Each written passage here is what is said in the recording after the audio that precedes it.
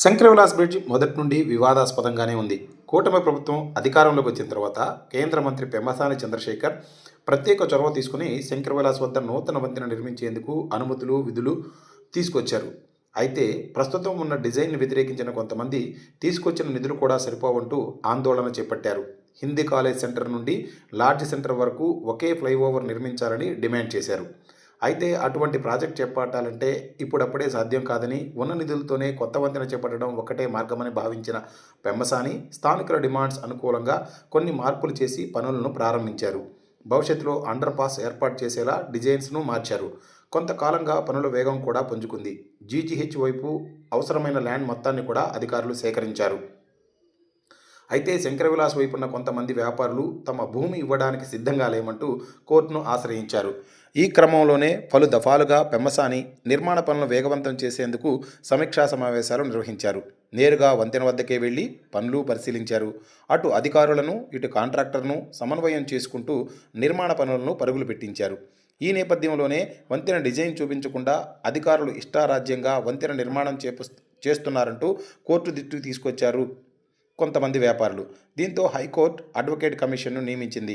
వాస్తవ పరిస్థితులను పరిశీలించి పూర్తి స్థాయి నివేదిక ఇవ్వాలని కోర్టు ఆదేశించింది. ఈరోజు అడ్వకేట్ కమిషన్ శంకరవిలాస్ బ్రిడ్జ్ పనులను పరిశీలించింది. నిర్మాణ పనులు జరుగుతున్న వద్ద స్థానికుల అభిప్రాయాలు సేకరించింది. అయితే అదే సమయంలో మేయర్ రవీంద్ర కమిషన్ ఎదురు తమ వాదన కూడా వినిపించారు. కొన్ని దుష్ట శక్తులు ఉద్దేశపూర్వకంగానే వంతెన నిర్మాణాన్ని అడ్డుకుంటున్నాయని ఆగ్రహం వ్యక్తం చేశారు. దీంతో శంకరవిలాస్ వంతెన నిర్మాణం చుట్టూ మరోసారి వివాదం రాజుకున్నట్లయింది. త్వరగా నిర్మాణం పూర్తి చేసి అందుబాటులోకి తీసుకురావాలని అధికారులు, ప్రజాప్రతినిధులు ప్రయత్నిస్తుంటే కొంతమంది దానిని అడ్డుకునే ప్రయత్నం చేస్తున్నారు.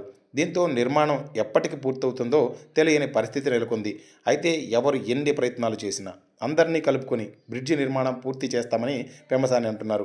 హైకోర్టు తీర్పు ఎలా ఉంటుందో ప్రస్తుతానికి తెలియకపోయినా అనుకున్న సమయానికి నిర్మాణం పూర్తి కావడం మాత్రం కష్టమేనని స్థానికులు అంటున్నారు. మరికొంతకాలం ట్రాఫిక్ కష్టాలు తప్పేలా లేవని నగరవాసులు అనుకుంటున్నారు. కనీసం సౌకర్యాలు లేకుండా రోడ్డు వరకు జరుగుతుందని చెప్పి కొంతమంది కావాలని ఒక దుష్ట శక్తులు అబద్ధ ప్రచారాలు చేసి హైకోర్టులో పిటిషన్ వేయడం జరిగిన విషయం అందరికీ తెలిసిన విషయమే. గౌరవ అడ్వకేట్ కమిషన్ వారు వచ్చి వాస్తవాలని చూసి ఇక్కడ ఏం జరుగుతుందో తెలియపరిచారు. ఇక్కడ చాలామంది భయభ్రాంతులు, ఇక్కడ ఉన్న స్టేక్ హోల్డర్ భయభ్రాంతులు చేసి డబ్బులు రావేమో, లేకపోతే టీడీఆర్ బాండ్లు అంటే ఏంటో ఒక బూచి చూపిస్తున్నారు.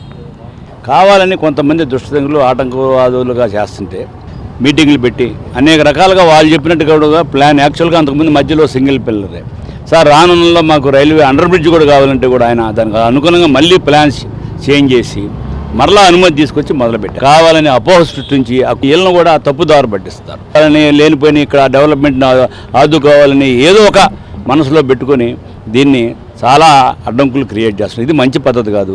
ఎంత వివరంగా వీళ్ళని ఇబ్బంది పెట్టకుండా వాళ్ళకి రావాల్సిన డబ్బు కన్నా ఎక్కువ ఇప్పిస్తున్నా కూడా ఈ ప్రజల్ని అనేకంగా భయభ్రాంతులు చేస్తున్న దుష్టశక్తుల్ని మేము ఇట్లాంటి పనులను ఖండిస్తూ తప్పకుండా మీరందరూ సహకరించండి. అతి తొందరలో సుమారు 1 year లోపు ఈ బ్రిడ్జిని కంప్లీట్ చేస్తామని చెప్పి ఈ మీడియా సోదరుల ద్వారా తెలియజేస్తున్నాను.